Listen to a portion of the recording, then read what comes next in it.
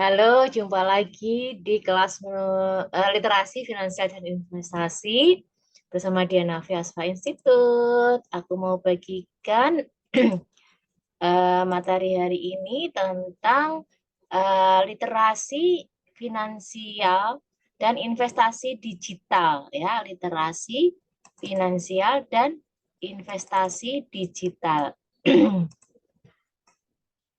Oke, sebentar ya, sabar. Kita buka dulu apa namanya PPT-nya. Jadi ini emang salah satu tema yang sekarang belakangan menjadi semakin digemari teman-teman, termasuk anak-anak muda. Nah, lihat ya. Semoga sudah tampil di layar teman-teman semua. Oke, sabar, sabar. Present full biar kelihatan.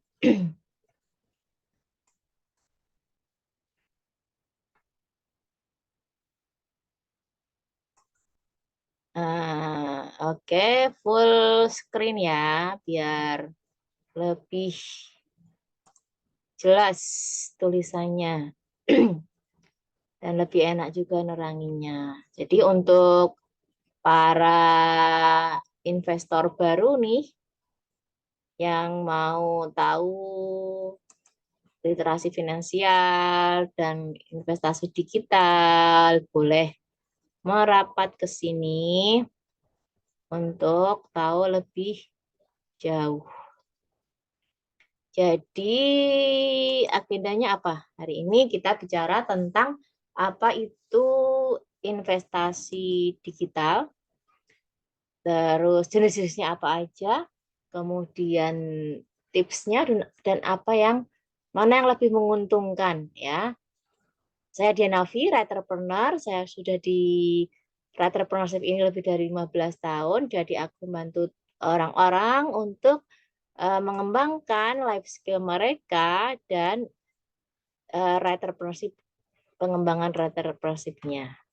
Oke, lanjut. Nah, yang aku kerjain tuh yang pertama karena backgroundku dulu arsitek ya. Sekarang masih juga desain-desain rumah tinggal. Jadi tahun 2002 ada Aspa Arsitek membangun lebih dari 200 desain arsitektur saat itu, terus membantu lebih dari 30 proyek arsitektur. Terus 2010 aku membangun hasil publishing. Di tahun itu aja kita mempublish 100 buku lebih dan membantu 100 author. Lalu 2013-nya aku bikin Haspa Camp, Creative Space Tahun Baca, kelas penulisan dan co-working space. Lalu 2016-nya aku bangun Haspa Institute, kelas-kelas penulisan dan kreatif. Dan 2019-nya setelah pergi ke Belanda untuk presentasi paper di International Conference, aku mulai mengembangkan Haspa Lab dan Research.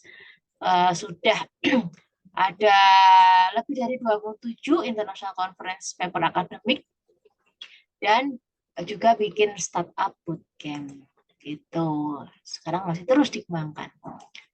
Nah, ini Haspa Publishing dan Institute itu saya bikin antara untuk publishing, teman-teman bisa intip di bit.ly garing Dianavi, kemudian writing courses tuh di bit.ly garing Udemy Dianavi, lalu di research dan think tank-nya ada bit.ly garing research Dianavi.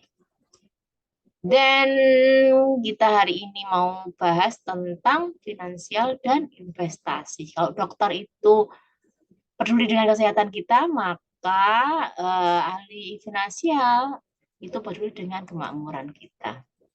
Nah, terus apa aja nih yang kita mau bahas hari ini? Seperti yang tadi aku bilang, ada tentang investasi digital. Kata expertnya Michael J. Casey, jadi teknologi blockchain bisa membuat sistem yang transparan dan aman bagi semuanya, dari pengelolaan supply chain-nya untuk voting sampai mengidentifikasi verifikasinya. Kalau kata Cathy Wood, beberapa kesempatan investment dalam perusahaan itu difokuskan untuk mengemerge teknologi dan punya potensial untuk mendisrupt ya industri-industri yang sekarang ada. Kemudian kalau Jim Cramer bilang, lakukan riset penelitian untuk mempertimbangkan faktor-faktor seperti tren pasar, lanskap kompetisi, performa finansial ketika kita mau mengevaluasi perusahaan-perusahaan itu. Nah, lalu sih apa investasi digital? Investasi di ruang digital atau sebetulnya investasi digital itu dilakukan menggunakan teknologi digital dan internet, biasanya melibatkan platform atau aplikasi online yang memungkinkan investor untuk berinvestasi dalam berbagai instrumen keuangan seperti saham, obligasi, reksadana, cryptocurrency, dan lain-lain. Nah, ini jenis-jenisnya investasi digital, ada cryptocurrency, ada peer-to-peer lending, ada saham, ada real estate, ada reksadana, ada crowdfunding, dan forex ya. Mungkin aku perlu detailkan satu-satu ya. Jadi apa sih yang dimaksud dengan apa tadi? Yang pertama, cryptocurrency. Nah, kripto itu apa ya kan? Bagi yang belum pernah dengar kan tanya-tanya tuh, kripto itu apa? Jadi kripto itu adalah digital atau virtual currency yang menggunakan kriptografi untuk keamanan dan mengoperasikan secara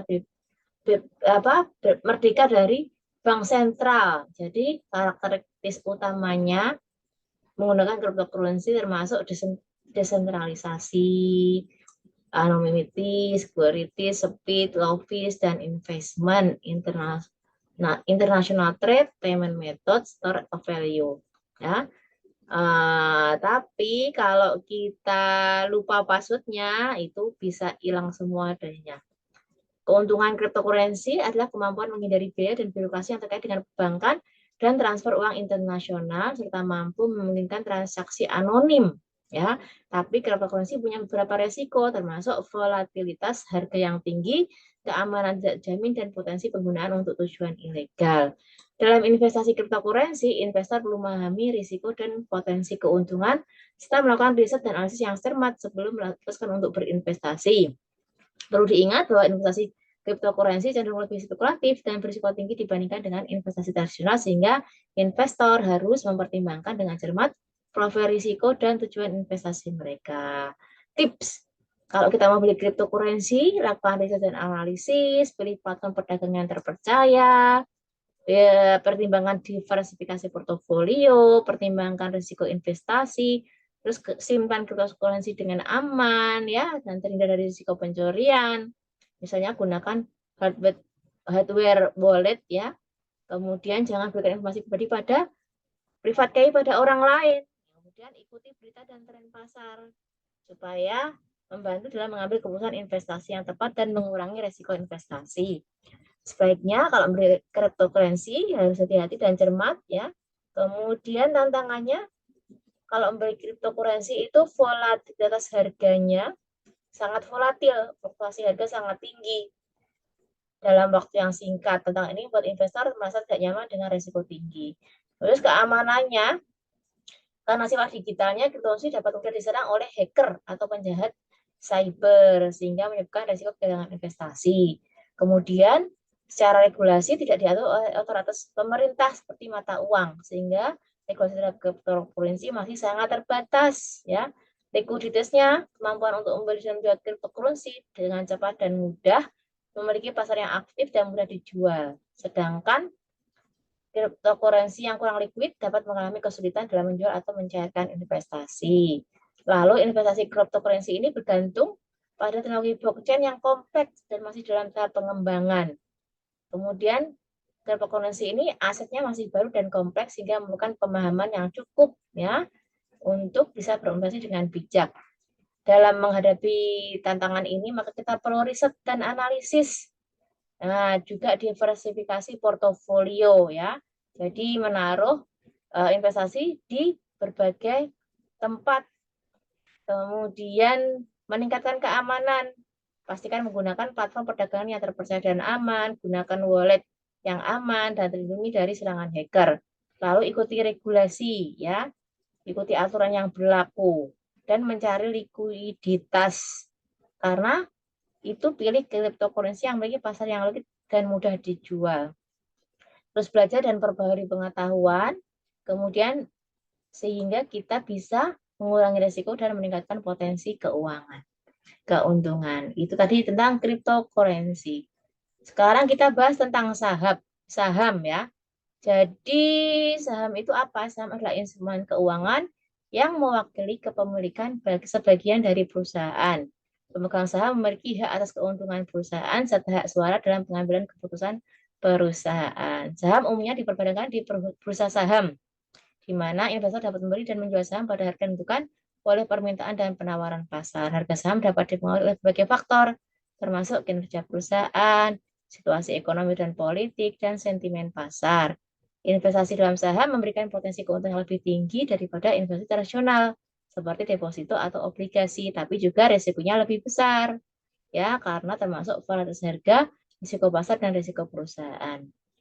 Nah, contoh-contoh saham perusahaan terkemuka antara lain Apple, Amazon, Microsoft Corporation, Alphabet, ya, Google Map, Google Drive, Facebook, itu adalah contoh ya. Kemudian yang perlu diperhatikan nih kalau memang membeli saham, lakukan riset dan analisis, ya. Lakukan dengan cermat terkait kinerja dan prospek perusahaan, kondisi ekonomi politik, faktor-faktor lain yang dapat mempengaruhi harga saham. Lalu pahami profil risiko dan tujuan investasi. Sebagai contoh, investor yang punya profil risiko rendah sebaiknya memilih saham yang stabil dan terdiversifikasi, sedangkan investor dengan profil risiko tinggi dapat mempertimbangkan saham-saham yang lebih spekulatif. Kemudian membuat rencana investasi yang jelas termasuk batasan risiko, periode investasi, dan target keuntungan. Lalu pilih broker yang terpercaya. Broker ini penting karena dia jadi perantara dalam transaksi saham. Sebelum memilih broker, kita pertimbangkan biaya dan layanan ditawarkan, keamanan dan reputasinya.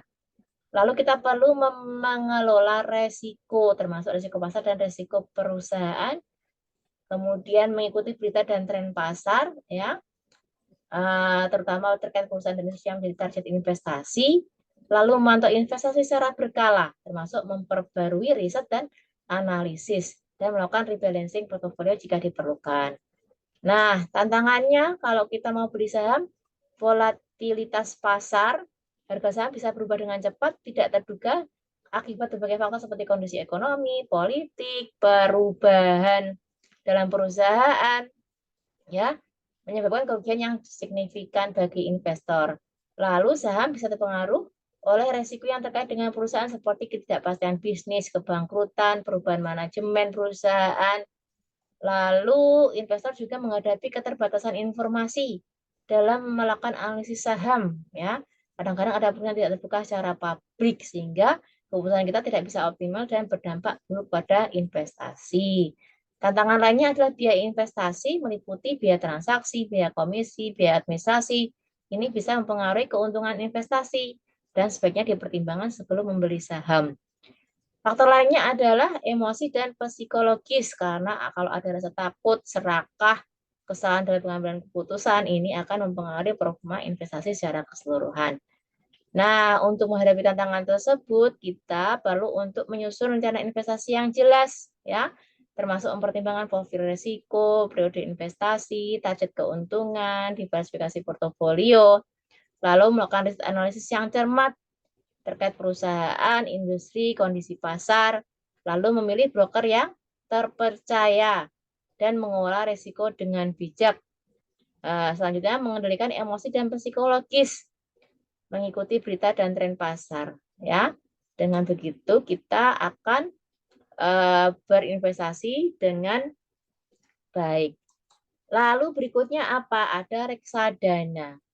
Apa nih bedanya reksadana dengan yang lain? Reksadana adalah bentuk investasi kolektif di mana sekelompok investor menyatukan dana mereka untuk diinvestasikan dalam berbagai instrumen keuangan seperti saham, obligasi, dan pasar uang. Reksadana dikelola oleh manajer investasi yang memiliki keahlian dan pengetahuan untuk mengelola portofolio investasi tersebut. Beberapa jenis reksadana ada reksadana saham, reksadana obligasi, reksadana pasar uang, dan reksadana campuran. Masing-masing punya karakter dan risiko yang berbeda-beda. Keuntungannya kalau kita reksadana ya ada diversifikasi portofolio, likuiditas tinggi, dan biaya yang relatif rendah. Selain itu, investor tidak perlu memiliki pengetahuan atau pengalaman yang mendalam dalam investasi karena ada manajer investasi yang ahli mengelola investasi. Namun juga ada resikonya. Nilai investasi dapat naik turun tergantung pada kinerja pasar.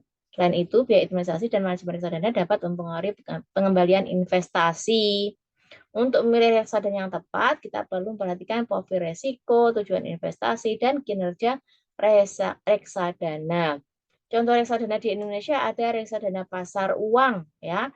Jenis reksadana yang berinvestasi di instrumen pasar uang seperti deposito, sertifikat deposito, surat berharga pasar uang lainnya. Biasanya dianggap yang relatif aman dan memiliki risiko yang lebih rendah.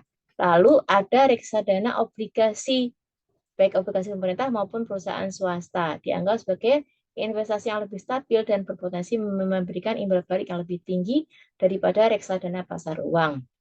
Ada juga reksadana saham. Jenis reksadana yang berinvestasi di saham perusahaan, potensi keuntungannya lebih tinggi, tapi juga risikonya lebih tinggi. Dan ada reksadana campuran, yaitu menggabungkan investasi di instrumen pasar uang, obligasi, dan saham. Nah, ini lebih seimbang dalam hal resiko dan potensi pengembalian. Lalu ada reksadana indeks, yaitu berusaha meniru indeks pasar saham tertentu. Biayanya lebih rendah, resiko lebih rendah dibandingkan reksadana saham aktif. Ada juga reksadana syariah yang memenuhi prinsip-prinsip syariah dan berinvestasi di instrumen pasar uang, obligasi, dan saham yang sesuai dengan aturan syariah. Tipsnya, tentukan tujuan investasi kita, ya, mau jangka pendek atau jangka panjang. Itu dipengaruhi oleh tujuan kita. Tentukan profil risiko kita, seberapa besar risiko yang kita ingin ambil. Lalu pelajari kinerja reksadana selama beberapa tahun terakhir, bandingkan dengan indeks pasar yang sesuai. Perhatikan biaya juga seperti biaya pembelian, biaya pengelolaan, biaya penjualan, ya, karena biaya yang tinggi dapat mempengaruhi pengembalian investasi kita. Diversifikasi investasi kita, hindari masukkan semua investasi pada satu jenis reksadana saja, ya. Diversifikasi dapat membantu mengurangi resiko dan meningkatkan potensi keuntungan. Dan jangan ragu untuk konsultasikan dengan ahli keuangan supaya kita bisa memilih reksadana yang tepat. Nah, ada beberapa tantangannya nih dengan reksadana. Biasanya ada resiko pasar, ya, dipengaruhi oleh kondisi pasar saham atau obligasi, biaya tinggi, kemudian perubahan regulasi juga menjadi tantangan karena bisa berubah dari waktu ke waktu. Ada kinerja manajer investasi juga berpengaruh. Dan pemahaman yang kurang dalam investasi dapat menyebabkan investor melakukan keputusan yang tidak tepat dan mengalami kerugian. Lalu ada liquidity rendah, yang berarti investor mungkin tidak dapat mencairkan investasi dengan mudah jika kita butuh dana secara mendadak. Nah, solusinya apa? Jadi kita perlu mempelajari lebih banyak tentang reksadana, diversifikasi portofolio, pilih manajer yang terpercaya, pertimbangkan biaya-biaya, perhatikan likuiditas, ya, gunakan jasa konsultan keuangan. Itu tadi tentang reksadana. Selanjutnya tentang peer-to-peer lending. Apa itu peer-to-peer lending? Yaitu sebuah investasi di mana investor dapat memberikan pinjaman kepada peminjam, biasanya individu atau bisnis, melalui platform online. P2P lending menghubungkan investor yang mencari penghasilan dengan peminjam yang membutuhkan modal, sehingga memberikan alternatif biaya yang lebih mudah dan terjangkau daripada melalui bank atau lembaga keuangan tradisional. Dalam P2P lending, investor dapat memilih peminjam yang ingin diberikan pinjaman dan menentukan jumlah pinjaman serta tingkat bunga yang diinginkan. Peminjam akan bayar cicilan secara berkala sesuai dengan kesepakatan yang ditentukan, termasuk bunga dan biaya administrasi. Contoh platform P2P lending di Indonesia antara lain Investly, Modalku, Amalta, dan Coinworks, ya. Tapi seperti juga investasi lainnya, ada risiko dan tantangan yang perlu diperhatikan. Beberapa tantangannya adalah risiko kredit, risiko likuiditas, risiko pengaturan pemerintah. Nah, ini beberapa contoh P2P lending tadi disebutkan. Ada Investly yang mempertemukan investor dan peminjam untuk memperoleh pinjaman bisnis dan mikro. Modalku itu untuk pendanaan pelaku usaha kecil menengah, Amarta untuk pinjaman mikro. Coinworks juga, lalu ada Pinjam Yuk, ada Dana Mas ya untuk pinjaman konsumen kesehatan, pendidikan dan renovasi rumah. Beberapa tipsnya, lakukan riset terlebih dahulu, kemudian pahami resikonya, lalu diversifikasi investasi, perhatikan jangka waktu investasi, gunakan platform yang resmi dan terdaftar di Otoritas Jasa Keuangan atau OJK untuk memastikan keamanan investasi kita, pastikan membaca perjanjian investasi, lalu tantangan yang dihadapi ada risiko kredit ya, kemungkinan default atau gagal bayar dari peminjam, harus memahami risiko ini, lalu tidak adanya jaminan karena tidak seperti halnya pada pinjaman bank ya. Jadi kita harus pertimbangkan risiko ini dan mengevaluasi kelayakan peminjam secara hati-hati sebelum berinvestasi. Lalu ada keterbatasan likuiditas ya. Tidak bisa mencarikan sewaktu-waktu. Kemudian regulasi dan kebijakan pemerintah, P2P lending masih relatif baru dan belum sebenarnya diatur oleh pemerintah. Kemudian ada kemungkinan penipuan ya. Investor perlu waspada terhadap tawaran investasi yang tidak wajar. Solusinya, kita harus melakukan riset dan evaluasi yang cermat, diversifikasi portofolio, menentukan jangka waktu investasi yang tepat, memahami regulasi dan kebijakan pemerintah, serta berhati-hati terhadap penipuan. Itu tentang peer-to-peer lending. Lalu kalau misalnya mau investasi di properti atau real estate, lewat digital ya. Jadi ini tergolong masih baru, di mana investor dapat membeli sebagian kecil dari properti yang dijual oleh pengembang melalui platform crowdfunding. Keuntungannya, akses investasi pada properti dengan nilai yang terjangkau. Crowdfunding properti memberikan kesempatan pada investor untuk berinvestasi dalam properti yang memiliki nilai tinggi, namun dengan modal investasi yang relatif terjangkau. Kemudian ada diversifikasi portofolio investasi, bisa mengurangi resiko juga dibandingkan kalau kita membeli properti secara langsung. Resikonya adanya kegagalan proyek ya, sehingga investor kehilangan sebagian atau seluruh modal investasi. Lalu ada risiko likuiditas lebih tinggi dibanding investasi lainnya. Mungkin tidak dapat mencarikan investasi dengan cepat. Lalu ada risiko regulasi seperti risiko platform crowdfunding properti yang tidak terdaftar atau tidak punya izin resmi dari otoritas pengawas. Nah, tips untuk berinvestasi yaitu teliti platform crowdfunding properti, pastikan punya izin resmi dari otoritas pengawas, telah melalui proses verifikasi yang ketat. Lalu pastikan bahwa platform tersebut memberikan informasi yang jelas dan transparan. Lakukan riset properti yang akan dibeli ya, tentang lokasinya, kondisi propertinya, prospeknya. Lalu diversifikasi portofolio, membeli sebagian kecil ya untuk membantu mengurangi resiko dan memperluas kesempatan keuntungan. Dan pertimbangkan jangka waktu investasi ya, apakah jangka pendek atau jangka panjang. Beberapa contoh platform crowdfunding properti di Indonesia ada Crowd Property Indonesia, Reksadana Prodigi Infinitech, Investory, Acceleran, Krodo ya. Kemudian kiat-kiatnya pelajari dengan teliti proyek yang akan diinvestasi, cek rekam jejak pengembang dan platform crowdfunding yang digunakan, pastikan kita memahami kontrak investasi dan perjanjian dengan baik. Kemudian penting memiliki diversifikasi, lalu perhatikan biaya yang terkait dan sebelum memutuskan pastikan jumlah investasi sesuai dengan profil risiko dan kemampuan keuangan kita. Tantangannya ada risiko likuiditas, risiko pengembang, risiko pasar, biaya tambahan seperti biaya pengurusan, transaksi, hukum, dan lain-lain. Kemudian risiko keamanan dan privasi. Ya. Nah, solusinya ya tadi riset yang matang dan teliti. Kemudian miliki pemahaman baik tentang kontrak, investasi, dan perjanjian, memiliki strategi diversifikasi dan manajemen risiko yang baik, berkomunikasi dengan pengembang dan platform secara teratur, investasi dengan jumlah yang sesuai dengan profil risiko. Itu tentang investasi digital di properti atau real estate.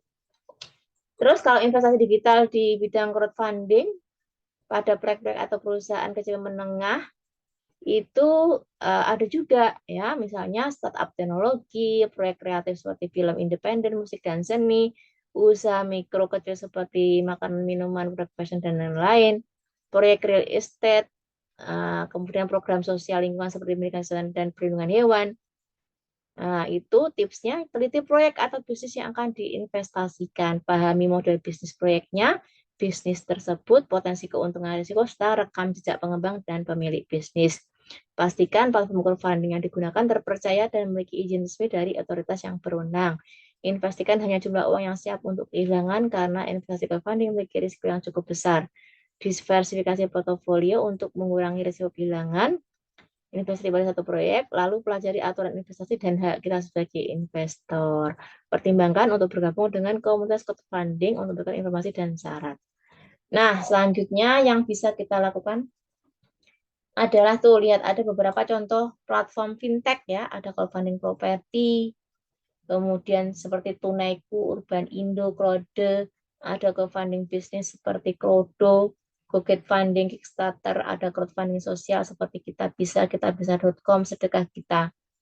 Lalu perlu diingat bahwa crowdfunding juga resikonya tinggi. Jadi kita harus perlu teliti benar-benar ketika meriset. Kiat-kiatnya lakukan riset yang teliti ya terkait platform crowdfunding, proyeknya, cari tahu kinerja platformnya, kredibilitas pengembang proyek, dan kinerja bisnis yang sedang di crowdfund. Lalu pahami resikonya, ya, pertimbangkan apakah sepadan resiko itu dengan potensi keuntungan yang didapat. Terus tentukan tujuan investasi, apakah untuk pengembangan investasi jangka pendek atau jangka panjang yang aman atau beresiko. Lalu diversifikasi portofolio, pilih platform crowdfunding yang terpercaya, pertimbangkan biaya-biaya, pantau investasi kita. Nah, tantangannya investasi dalam crowdfunding ini resikonya tinggi. Kalau kita tidak riset dengan teliti, bisa-bisa investasinya tidak berhasil dan kita bisa kehilangan sebagian atau seluruh investasi kita. Lalu ada keterbatasan likuiditas karena kita perlu menunggu hingga proyek atau bisnis sampai tahap tertentu sebelum kita mencairkan investasi kita. Dan kalau ada kurang informasi, tidak ada kinerja dan bisnis secara keseluruhan infonya, jadi kita untuk membuat keputusan yang bijaksana. Kemudian ada persaingan ketat karena ada investor lain yang juga berinvestasi dalam crowdfunding, sehingga kita perlu bersaing untuk mendapatkan bagian. Ini sulit bagi investor untuk mendapatkan pengambilan investasi yang tinggi dan ada potensi penipuan. Ya, apalagi kalau platformnya tidak terpercaya. Kemudian regulasi yang belum mapan. Karena regulasi terkait masih belum mapan di beberapa negara. Lalu tidak terjaminnya pengembalian investasi sehingga investor harus siap-siap menghadapi kerugian. Beberapa solusi untuk mengatasi tantangan dalam investasi crowdfunding, lakukan riset matang, pilih platform yang terpercaya, diversifikasi portofolio, pahami risiko investasi, pantau secara teratur, tetapkan tujuan investasi yang jelas. Itu tentang crowdfunding. Lalu yang terakhir tentang forex ya. Forex atau foreign exchange dikenal sebagai pasar valuta asing adalah pasar global yang memfasilitasi perdagangan mata uang, merupakan pasar terbesar dan paling likuid di dunia dengan nilai transaksi harian mencapai triliunan dolar Amerika. Perdagangan forex ini dilakukan melalui broker atau perantara yang menyediakan platform trading online. Pedagang forex dapat membeli atau menjual pasangan mata uang dengan tujuan menghasilkan keuntungan dari fluktuasi harga mata uang tersebut. Nih contoh mata uang yang diperdagangkan ada euro ya vs dolar AS, pound sterling vs dolar AS vs yen Jepang, dolar Australia vs dolar AS. Forex bisa memberikan keuntungan besar bagi pedagang yang berpengalaman tapi juga punya risiko yang tinggi. Nah, contoh perdagangan forex misalnya saat ini harga pasangan mata uang euro USD adalah 2.000 ya. Jika pedagang meyakini bahwa nilai euro akan naik terhadap dolar, dia memutuskan untuk membeli pasangan mata uang tersebut dengan volume 1 lot 100.000 unit mata uang dasar dengan harga 2.000. Setelah beberapa waktu, harga pasangan mata uang tersebut naik menjadi 2.500. Kemudian pedagang memutuskan menjual pasangan mata uang tersebut dengan harga 2.500 sehingga dia dapat keuntungan 500 PIP ya atau 5.000 dolar. Namun jika turun dari 1.500 satunya 1.500 maka pedagang mengalami kerugian 500 PIP atau 5.000 dolar. Nah, berikut beberapa kiatnya. Pelajari dasar-dasar pasar forex ya, seperti pasangan mata uang, pergerakan harga, spread, leverage, dan lain-lain. Gunakan strategi yang tepat seperti perdagangan harian, perdagangan posisi, scalping, dan lain-lain. Temukan yang paling cocok dengan gaya trading kita. Kelola resiko dengan baik. Jangan lupa mengelola resiko. Gunakan stop loss dan take profit untuk membatasi kerugian dan mengambil keuntungan. Gunakan akun demo. Sebelum memulai perdagangan dengan akun sungguhan, coba dulu dengan akun demo untuk menguji strategi dan memahami dinamika pasar. Gunakan analisis teknis dan fundamental. Ya, kemudian ikuti berita pasar, tetap disiplin, mengikuti rencana trading, jangan emosional, jangan mengambil risiko terlalu besar. Berikut tantangan dalam investasi di pasar forex, ada volatilitas pasar. Pasar adalah yang sangat fluktuatif dan rentan terhadap perubahan yang cepat dan tiba-tiba sehingga mempengaruhi keputusan investasi kita. Lalu ada risiko leverage. Leverage adalah alat yang digunakan untuk membesar keuntungan, tapi juga meningkatkan risiko kerugian. Ini bisa membuat investor terjerumus dalam hutang jika tidak dikelola dengan baik. Lalu ada keterbatasan waktu. Pasar forex buka 24 jam sehari selama 5 hari dalam seminggu, sehingga investor perlu memantau pasar sepanjang waktu untuk mengambil keputusan yang baik. Ada kecenderungan emosional seperti keserakahan dan ketakutan, ketidakpastian yang bisa mempengaruhi keputusan investasi. Lalu ketergantungan pada analisis teknis. Ya, meski analisis teknis berguna untuk memprediksi pergerakan harga, ada juga faktor lain yang mempengaruhi pasar forex seperti faktor ekonomi, politik, dan lain-lain. Lalu ketergantungan pada broker. Nah, itu juga menjadi tantangan. Tidak ada jaminan keuntungan ya. Lalu dengan manajemen risiko yang tepat dan disiplinnya baik, investor bisa mengatasi tantangan ini dan menghasilkan keuntungan di pasar forex. Nah, gitu teman-teman jenis-jenis investasi digital. Nah, kiatnya tadi juga udah dibahas beberapa tantangannya, kemudian bagaimana solusinya.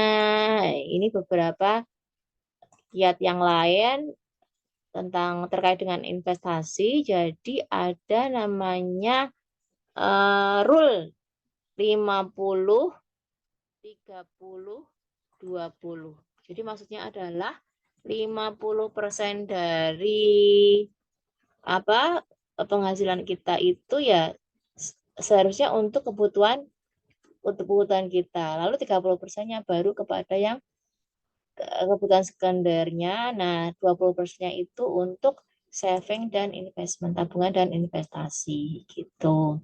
Kita perlu mengetahui resiko profit kita, apakah kita ini konservatif, moderat, atau investor yang agresif. Ya. Kemudian jangan lupa untuk diversify investment kita. Jadi taruh di berbagai keranjang ya. Ini tergantung dengan resiko profil kita. Kemudian jangan lupa untuk konsultasi dengan ahli finansial. Mana portofolio investasi yang cocok dengan kita.